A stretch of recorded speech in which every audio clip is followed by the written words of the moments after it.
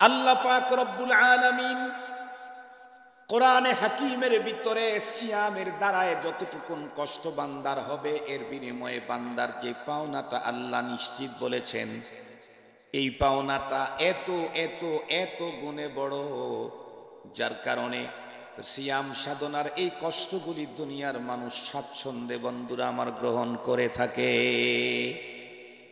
রোজার এই বিধানকে যে মানুষ স্বাচ্ছন্দ্যে গ্রহণ করে থাকে তার জ্বলন্ত প্রমাণ আমাদের দেশের যেই মানুষগুলি গত বছর রোজা রেখেছিল, আল্লাহ পাক যাদের অন্তরে রোজা রাখার আগ্রহ তৈরি করে দিয়েছেন, এই জাতীয় প্রতিটি মানুষ রমজানের মাস আগমন করতেছে কথা শুনলেই ভিতরে আনন্দ অনুভব করে। কবে শুরু হবে সেই রমজান? কখন শুরু হবে রব্বে কারীমের রহমত মাগফিরাতার বন্ধুরা আমার জাহান্নাম থেকে মুক্তির মুষলধারে বৃষ্টি ধারা? সেই অপেক্ষায় প্রতিটি মানুষ থাকে। কত গরম কত কষ্ট এগুলির দিকে না, প্রতিটি রোজাদারের অন্তরে রমজান আসতেছে, এই কারণে অনাবিল এক শান্তি প্রশান্তি আনন্দ প্রতিটি রোজাদারের অন্তরের ভিতরে বন্ধুরা আমার থাকে। খুব ভালো করে বুঝবেন, রমজানের রোজার দ্বারায় যতটুকুন কষ্ট হয় এর চাইতে পাওনা আল্লাহ পাকের কাছে কত গুণে বড়। আল্লাহ পাক নিজেই বলে দিলেন, বান্দা তুমি সিয়াম সাধনা যদি পালন করতে পারো তাহলে তোমরা আমার বান্দা আছো, রমজানের রোজার মাধ্যমে আমি তোমাদেরকে আমার বন্ধু বানায়া নেব। রোজার কষ্টের তুলনায় পাওনা অনেক বড়।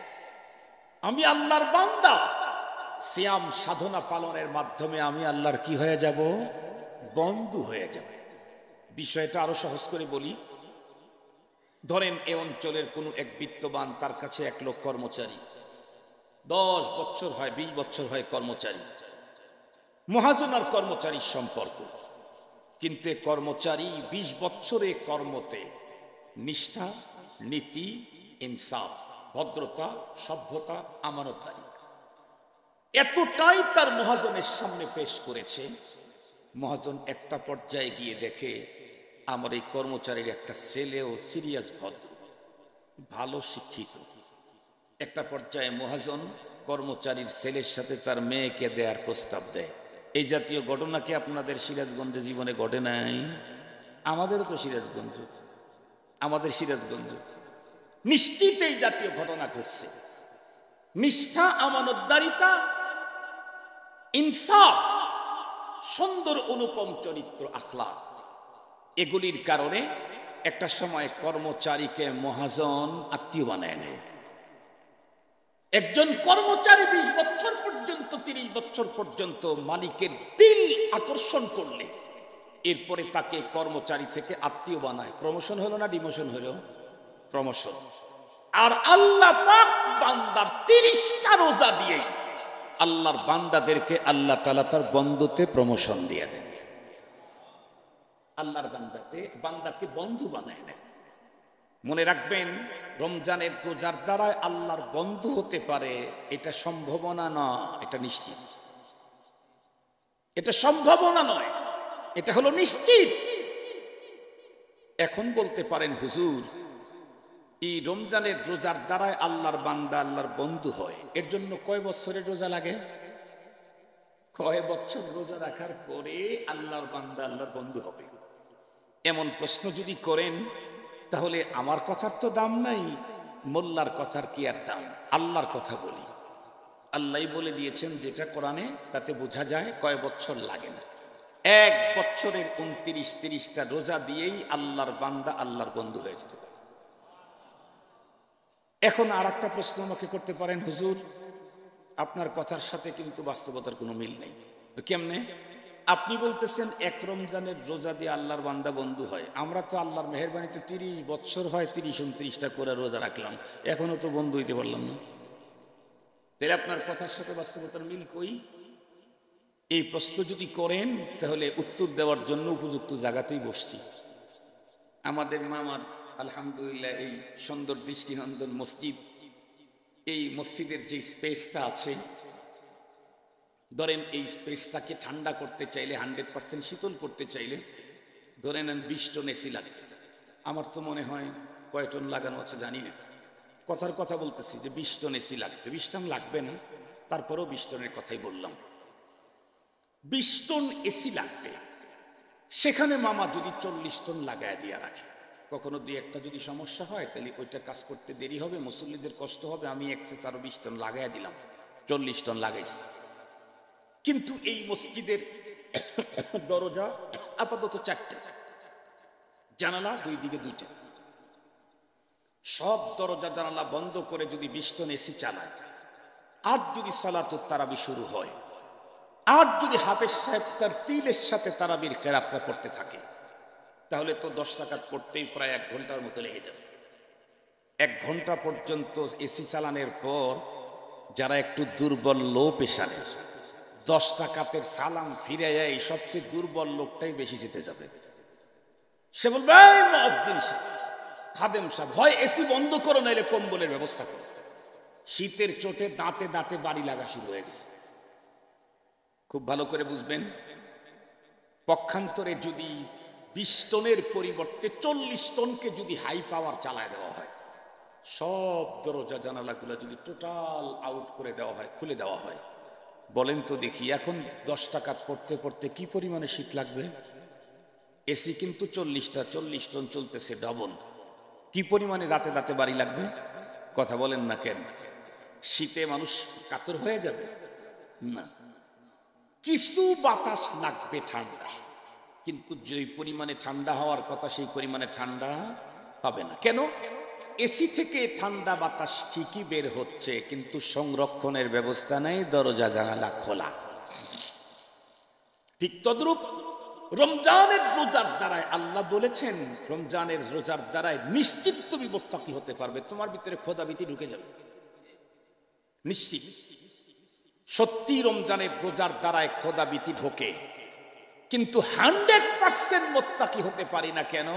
ওই যে আমাদের দরজা জানালা খোলা, আমাদের দেহের দরজা জানালা সবগুলি খোলা রেখে রমজানের রোজা পালন করার কারণে আমরা আর মুত্তাকি হতে পারতেছি না। 40 টন এসি কিয়ামত পর্যন্ত চালায়া দিলেও জীবনে কোনোদিন ভিতরের মানুষ শীতে কাতর হবে না। যারা এসি থেকে দূরে থাকবে তাদের ঘামই বের হয়ে যাবে। মুহতারাম হাজিরিন, এ কারণে এক রমজান দিয়ে জীবনের সমস্ত গুনাহ মাপ নিয়ে আল্লাহর দস্ত হতে চাইলে আমাদের দেহের 6টা দরজা জানালা বন্ধ রাখতে হবে। আমরা কি পারবো ইনশাআল্লাহ? মাত্র একটা মাস 6টা শর্ত মেনে সিয়াম পালন করলে আমার 52 বছরের গুনাহ মাফ হবে, আমি আল্লাহর ওলি হয়ে যাব। আপনি 70 বছর বয়স, আপনার 70 বছরের গুনাহ মাফ হবে, আপনি আল্লাহর ওলি হয়ে যাবেন। আপনার 80 বছরের গুনাহ মাফ হবে, আপনি আল্লাহর ওলি হয়ে যাবেন। একটা মাস মাত্র 6টা শর্ত মেনে সিয়াম পালন করা যায় না? 100 যায়। শুধু আমাকে একটু অ্যালার্ট থাকতে হবে। আমি এই 6 শর্ত আজকে আপনাদের খেদমতে বর্ণনা করব। এটা আমাদের জীবনের জন্য অনেক জরুরি। কি বলেছিলাম? আমার জীবনের জন্য অক্সিজেন যেমন দরকার, আমার রোজাকে ফলপ্রসূ করতে চাইলে এই বয়ানটা তার চাইতে বেশি দরকার। আসেন সেই শর্তগুলি আমি একটা একটা করে বলি। 1 নাম্বার, জবান কন্ট্রোল, মুখ কন্ট্রোল। আপনারা বলবেন হুজুর আর কত কন্ট্রোল করতে বলেন? সেই সুবহে সাদেকে খেয়েছি সূর্য অস্ত পর্যন্ত, কত ক্ষুধা, কত তৃষ্ণা, কত খাবার বাসার ভিতরে, পটের উপরকার মুখটা খুললে খাবার আমাকে ডাকতে থাকে, তাও আমি খাই না, তারপরেও কন্ট্রোল। আর কি কন্ট্রোল করব হুজুর? তাহলে আমি বলতে চাই, নিঃসন্দেহে আমরা রোজার মাধ্যমে জবান কন্ট্রোল করেছি, কিন্তু ইনপোর্ট বন্ধ হয়েছে, এক্সপোর্ট বন্ধ হয় নাই। কি বন্ধ হয়েছে কথা বলেন? ইনপোর্ট বন্ধ হয়েছে, এক্সপোর্ট বন্ধ হয় না। মুখের ভিতরে ঢুকানো বন্ধ করেছি, খাই না, পান করি না, কিন্তু মুখ থেকে বের করা বন্ধ করি নাই। রোজা রেখেও মিথ্যা কথা চালু আছে, রোজা রেখেও গীবত চালু আছে, রোজা রেখে পরনিন্দা চালু আছে, রোজা রেখেও বকাঝকা চালু আছে, রোজা রেখেও ফাহিশা কথা চালু আছে। তো এই দরজা জানালা খোলা থাকার কারণে যেমন 40 টন এসি দিয়াও মসজিদটাকে শীতল করা সম্ভব হয় নাই, আমার মুখ খোলা রাখার কারণে 40 বছরের রোজা দিয়াও আমার মুত্তাকি হওয়া সম্ভব হয় না। তাহলে 1 নাম্বার মুখ কন্ট্রোল, ইম্পোর্ট এক্সপোর্ট দুইটাই বন্ধ করা লাগবে। পারবো তো ইনশাআল্লাহ? ফাহিশা কথা বলা যাবে না, গীবত, পরনিন্দা, মিথ্যা কথা বলা যাবে না। 2 নাম্বার হলো শুধুমাত্র কেবলমাত্র মুখ কন্ট্রোল করলে হবে না, কানও কন্ট্রোল করা লাগবে। আমাদের দেশের অনেক মানুষ আছে সিরিয়াস চালাক। আমরা ছোটবেলায় বন্ধু বান্ধবের সাথে কথা বলতে গিয়ে বলছি কি, বলে যে দুষ্ট লোকের মিষ্টি কথা ডাক দিয়ে বসায় কাছে, কথা দিয়া কথা নেয় মজা দেখায় পাছে। এরকম একটা কথা আছে না?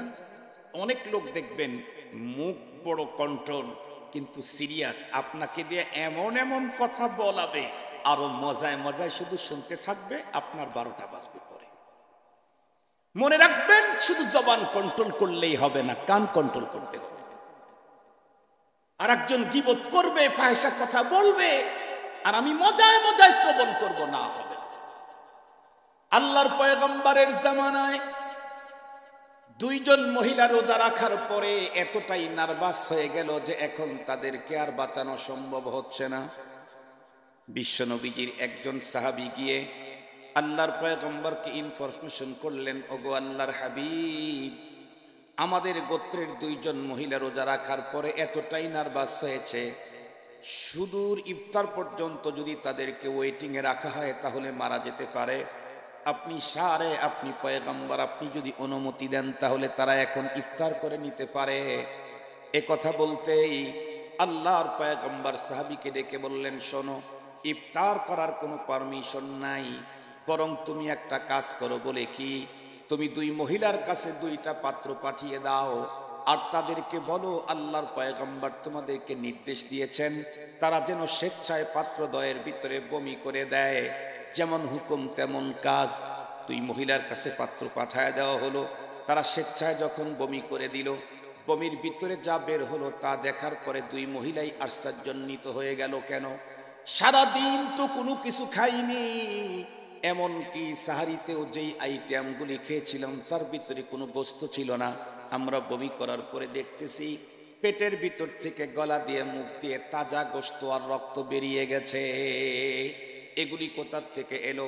বিশ্বনবীজির সামনে